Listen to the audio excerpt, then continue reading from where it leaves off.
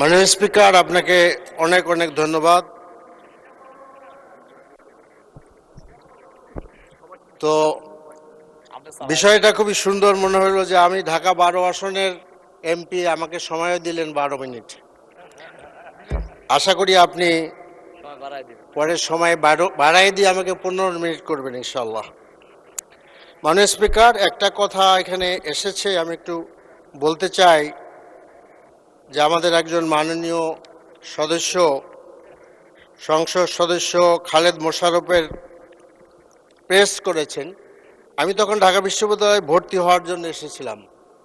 যদি সেদিন খালেদ মোশাররফের সেই অ্যাটেম্প সাকসেসফুল হতো, যিনি আপনিও ভালো জানবেন জিয়াউর রহমান সাহেবকে আটক করেছিলেন, তাহলে আজকে শহীদ জিয়াকে আমরা পেতাম না।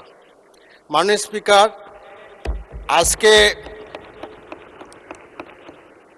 আমি শ্রদ্ধার সাথে স্মরণ করছি ৭১ সালের সেই শহীদ মুক্তিযোদ্ধাদেরকে এবং মুক্তিযোদ্ধাদেরকে যারা আমাদের দেশের লাল সবুজের পতাকা এনে দিয়েছিলেন। সেখান থেকে ৫২, ৯০ এবং ২৪ জুলাই আন্দোলনের ভাইদেরকে। আজকে মাননীয় স্পিকার, আজ আমি গভীর উদ্বেগ ও হতাশা নিয়েই সংসদে দাঁড়িয়েছি, কারণ জাতীয় মানবাধিকার কমিশন অধ্যাদেশ ২০২৫ এবং গুম প্রতিরোধ ও প্রতিকার অধ্যাদেশ ২০২৫, যা এই দেশের মানবাধিকার সুরক্ষায় একটি যুগান্তকারী পদক্ষেপ হতে পারত, এই সংসদ তা অনুমোদন না করে লুপ্ত করে দিয়েছে। মাননীয় স্পিকার, এই সিদ্ধান্ত শুধু একটি আইন বাতিলের বিষয় নয়, এটি আমাদেরকে আবার একটি পুরানো, অকার্যকর ও জবাবদিহিবিহীন কাঠামোর দিকে ঠেলে দেওয়ার ঝুঁকি তৈরি করেছে। মাননীয় স্পিকার, ৬০০-রও বেশি স্টেক হোল্ডারের অংশগ্রহণে জাতীয় বিশেষজ্ঞ, সুশীল সমাজ এবং আন্তর্জাতিক অংশীদারদের মতামতের ভিত্তিতে অধ্যাদেশ প্রণয়ন করা হয়েছিল। এত বিস্তৃত, অন্তর্ভুক্তমূলক এবং পরামর্শভিত্তিক আইন প্রণয়নের উদাহরণ আমাদের দেশে খুবই বিরল। মাননীয় স্পিকার, এই অধ্যাদেশ কমিশনকে বাস্তব ক্ষমতা দিচ্ছিল অভিযোগ গ্রহণ, স্বাধীন তদন্ত পরিচালনা, আটকের স্থান পরিদর্শন এবং কার্যকর প্রতিকার নিশ্চিত করা।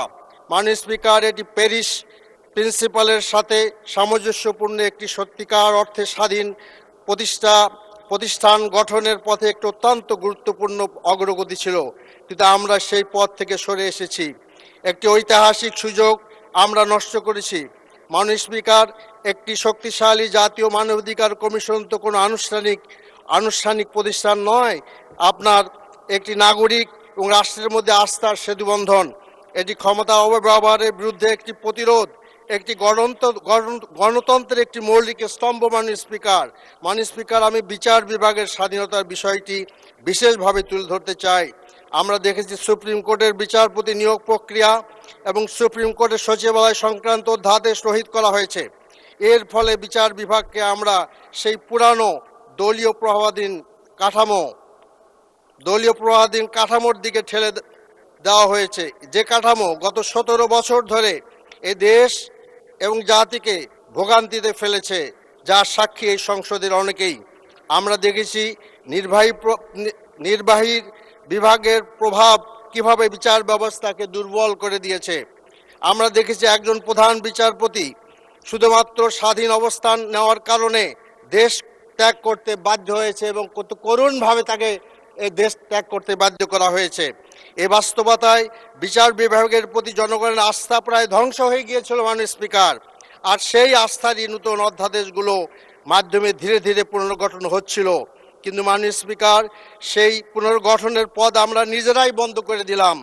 মাননীয় স্পিকার, আইন প্রণয়ন শুধু একটি প্রক্রিয়া নয়, এটি আস্থা করার বিষয়, এটি প্রতিশ্রুতি রক্ষার বিষয়, এটি জনগণকে একটি স্পষ্ট বার্তা দেওয়ার বিষয়। মাননীয় স্পিকার, আমরা কি বার্তা দিচ্ছি? আমরা কি বলছি একটি স্বাধীন এবং শক্তিশালী মানবাধিকার প্রতিষ্ঠান আমাদের প্রয়োজন নেই? আমরা কি বলছি যে একটি স্বাধীন বিচার ব্যবস্থা আমাদের প্রয়োজন নেই? আমরা কি বলছি জনগণের কণ্ঠ, সুশীল সমাজের মতামত, আন্তর্জাতিক মানদণ্ড এসব আমাদের কাছে গুরুত্বহীন? মাননীয় স্পিকার, গণতান্ত্রিক উত্তোলনের এই গুরুত্বপূর্ণ সময়ে যেখানে জবাবদিহিতা, স্বচ্ছতা এবং জনগণের আস্থা পুনর্গঠন সবচেয়ে জরুরি একটি বিষয়, সেই সময় সিদ্ধান্ত অত্যন্ত হতাশাজনক। মাননীয় স্পিকার, আমি এই সংসদের মাধ্যমে সরকারের কাছে, ট্রেজারি বেঞ্চের কাছে স্পষ্টভাবে আহ্বান জানাতে চাই। প্রথমত, বিচার বিভাগে নিশ্চিত করুন, একটি শক্তিশালী স্বাধীন জাতীয় মানবাধিকার কমিশন গঠন করুন এবং ইতিমধ্যে যে অগ্রগতি অর্জিত হয়েছিল তা নষ্ট না করে আরও এগিয়ে নেওয়ার ব্যবস্থা করুন। মাননীয় স্পিকার, আজকের এই সিদ্ধান্তগুলো আমাদের গণতন্ত্রের ভবিষ্যৎ নির্ধারণ করবে এবং আমরা কি একটি জবাবদিহিমূলক অধিকার ভিত্তিক রাষ্ট্র গড়ব নাকি আবার সেই পুরানো ব্যর্থ কাঠামোর দিকে ফিরে যাব, সেটি আমাদের সিদ্ধান্তের উপরে নির্ভর করছে। এই প্রত্যাশা আমি রাখছি মাননীয় স্পিকার। আর যে কথা বলতে চাচ্ছি যে আজকে আমি আমাদের আপনার এই ইসলামী ব্যাংকের কথা একটু বলতে চাচ্ছি, কারণ ইসলামী ব্যাংক থেকে অলরেডি এটা পত্রিকা এসেছে এবং টিভিতে এসেছে, একদিনে 700+ কোটি টাকা ওঠানো হয়েছে মাননীয় স্পিকার। এবং 3 দিনের যে আমি দেখলাম টাকা জমা দেওয়া এবং উইথড্রল যে রিপোর্ট আমি দেখলাম, তাতে দেখা যাচ্ছে যে স্পষ্টভাবে ইসলামী ব্যাংক একটা আপনার নেগেটিভের দিকে যাচ্ছে। এবং আশ্চর্যের ব্যাপার হলো এইটা যে বাংলাদেশের শুধুমাত্র সবগুলো প্রাইভেট ইসলামী ব্যাংকে লুটপাট করা হয়েছে। সেই লুটপাট করছে কে? এস আলম, তার দোসররা। আজকে ব্যাংক রেজুলেশন 2006 সংশোধনের মাধ্যমে আমাদের মাননীয় অর্থমন্ত্রীর কথায় জানালা খুলে দেওয়া হয়েছে। মাননীয় স্পিকার, আমি দেখতে পাচ্ছি ওই জানালা দিয়ে সম্ভবত এস আলম এসে পড়বে। কাজে আজকে আমি মনে করি এই ব্যাংককে বাঁচাইতে হবে।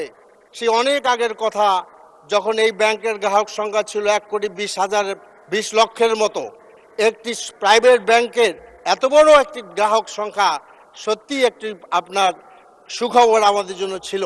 আজকে যদি ইসলামিক ব্যাংক আজকে ধসে পড়ে, এদেশের অর্থনীতির উপরে আঘাত হবে। মাননীয় স্পিকার, আমি আমার এলাকার কিছু কথা বলতে চাই। প্রথমত, আমার এই এলাকাটা নিয়ে আমি খুবই কৃতবোধ করি, কারণ এই 12 আসনের মধ্যে জাতীয় সংসদ, শহীদ জিয়া, বেগম জিয়া এখানেই শুয়ে আছেন।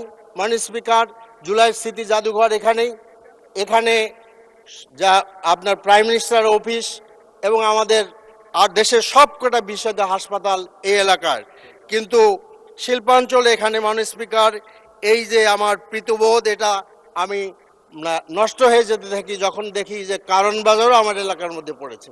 সেই কারণ বাজার, মহাখালী বাস স্ট্যান্ড এবং আমরা শিল্পাঞ্চলে ব্যাপক চাঁদাবাজি হয়। মাননীয় স্পিকার, এটা বলার সময় আপনি দিলে আমি বলতে পারি। এই কারণ বাজারকে চাঁদাবাজি কেন্দ্র করে আজকের শাসক দলের একজন যুবদল নেতা হত্যা হয়েছিলেন, যেখানে আমাদের আপনার দিদেন, আপনার তখন তিনি স্বরাষ্ট্রমন্ত্রী ছিলেন, তিনি গিয়েছিলেন। কিন্তু প্রতিনিয়ত এখানে হত্যাকাণ্ড হচ্ছে। কারণ বাজারের আজকে চাঁদাবাজি বন্ধ করা জরুরি। আজকে ঢাকা শহরে ওয়াসার পানি গন্ধযুক্ত মাননীয় স্পিকার, এবং সেই গন্ধযুক্ত পানিও মানুষ পাচ্ছে না। মাননীয় স্পিকার, এখানে গ্যাস সমস্যা রয়েছে, জায়গায় জায়গায় জলবদ্ধতা রয়েছে এবং মাদক। যতজন এমপি কথা বলেছেন তার একটি কথা কমন বলেছেন, আজকে মাদক গোটা জাতিকে ধ্বংস করে ফেলেছে।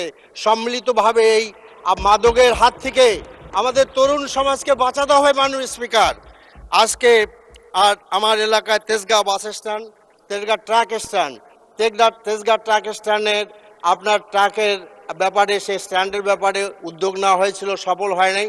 আজকে তেজগাঁর প্রত্যেকটি ঘরের মানুষের বাসার বাড়ির সামনে কাভার্ড ভ্যান চলে গিয়েছে। কাজে আমি প্রস্তাব করতে চাচ্ছি যে there should be a very very modern truck stand করতে হবে, যেখানে ড্রাইভার এবং হেল্পারদের আপনার ফিজিক্যাল ফ্যাসিলিটি থাকতে হবে। তা নাহলে কিছুদিন পরে তেজগাঁর শিল্পাঞ্চল লোকেরা বাড়ির থেকে বেরোতে পারবে না। আজকে আরেকটি কথা দরকার বলতে চাচ্ছি যে গার্বেজ ব্যবস্থাপনা। মাননীয় স্পিকার, এটা স্থানীয় সরকার মন্ত্রণালয়ের অধীনে। ঢাকা শহরের গার্বেজ ব্যবস্থাপনা অত্যন্ত সেকেলে এবং বাড়ি বাড়ির থেকে আর উন্মুক্ত পদ্ধতিতে এই সমস্ত নিয়ে আসা হয়। ঢাকা শহরের চারিদিকে আপনার এই গার্বেজ মানে স্টেশন করা হয়েছে, জমা রাখা যায় ডাম্পিং স্টেশন, যেগুলো আসলে কুকুর, বিড়াল আর কাকের আড্ডাখানা আর টোকাইদের আড্ডাখানে পরিণত হচ্ছে মাননীয় speaker. This should be change. এবং ফার্মগেট এলাকায় এবং কারণ বাজারে যে হকাররা আছে, আমি আলাপ করে দেখেছি যে কেন কেউ 40 বছর পর্যন্ত ব্যবসা করে।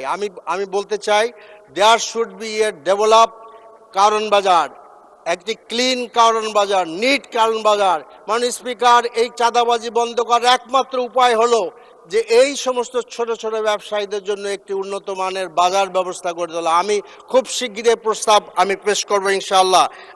আমি সংশ্লিষ্ট মন্ত্রণালয়ে জানাচ্ছি যে আসুন, চাঁদাবাজির হাত থেকে ব্যবসায়ীদের রক্ষা করতে হবে। আজকে খেলার মাঠেও সমস্যা আছে মাননীয় স্পিকার। সেই সব আমাদের এলাকায়, আমাদের এই ঢাকা 12-তে খেলা মাঠ অপ্রতুল, সেগুলোর ব্যাপারে ফ্যাসিলিটেট করা দরকার।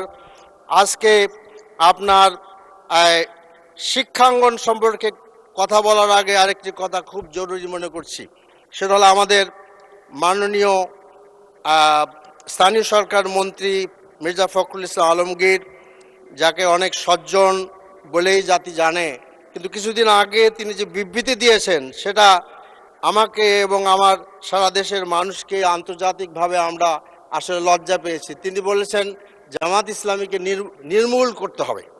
আসলে এই নির্মূলের ডাক তো আসলে গণতান্ত্রিক ডাক না মাননীয় স্পিকার। এই ডাক তো আসলে দিয়েছিল আপনার আপনার ঘাদানিরা দিয়েছিল, এবং এইটা শাহরিয়ার দিয়েছিল। তিনি এখন জেলে আছেন। মির্জা ফখরুল ইসলাম আলমগীর সাহেব কেন এই ডাক দিলেন? এবং এই ডাকের মাধ্যমে অনেক দিন আগে তিনি রাজশাহীতে বসে আপনার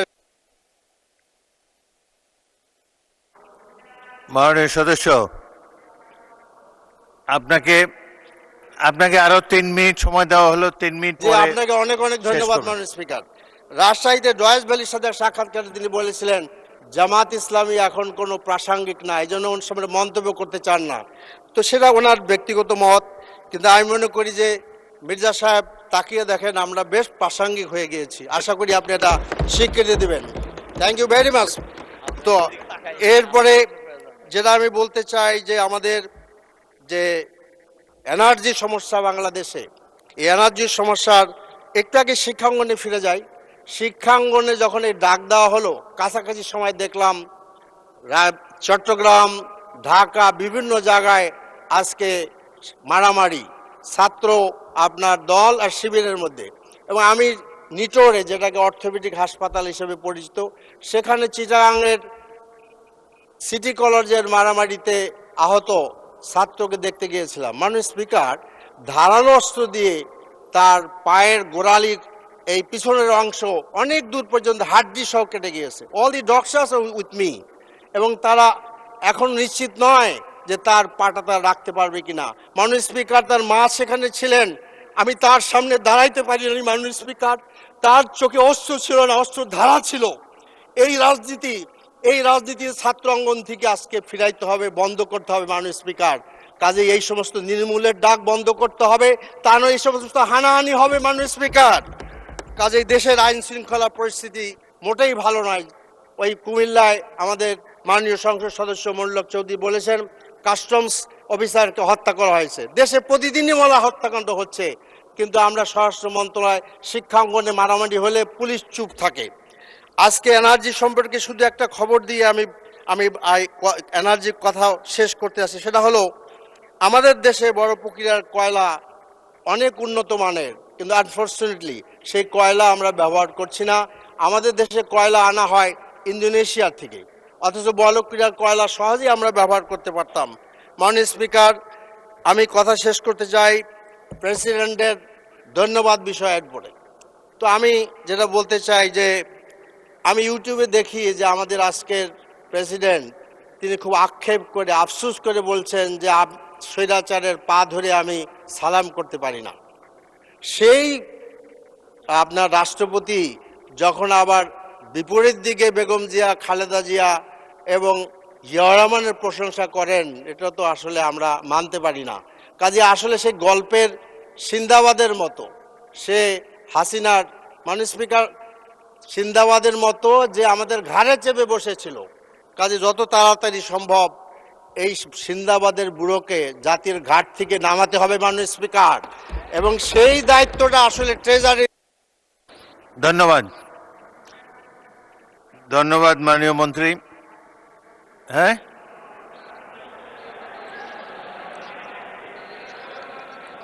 আপনি 15 মিনিট অলরেডি বলে ফেলেছেন। আর সবই তো পরচর্চা দেখলাম, খালি মির্জা ফখরুল ইসলাম আমি অমুক অমুক। রাষ্ট্রপতি কথা বল। আচ্ছা, 1 মিনিটে শেষ করেন, 1 মিনিট। আচ্ছা মাননীয় স্পিকার, আপনাকে ধন্যবাদ।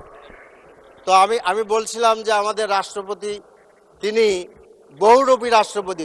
আমরা যখন আমাদের ছেলেরা রাস্তাঘাটে মারা যাচ্ছিল, তিনি বঙ্গভবনে খুব আরামেই ছিলেন, সেই আপনার নিরোর মতো। নিরো যখন রোম যখন পুড়ছিল, নিরো তখন বাঁশি বাজাচ্ছিলেন। কাজে সে এখনো আমাদের ঘাড়ে চেপে আছে। যত তাড়াতাড়ি এই নিরোকে ঘাট থেকে নামানো যাবে, তত তাড়াতাড়ি আসলে জাতি এই আপদ মুক্ত হবে। আমি আশা করি যে ট্রেজারি বেঞ্চ এটা করবেন। আমার কাছে মনে হয় যে এটা করা জরুরি। মাননীয় স্পিকার, আপনাকে অনেক অনেক ধন্যবাদ। সালামু আলাইকুম।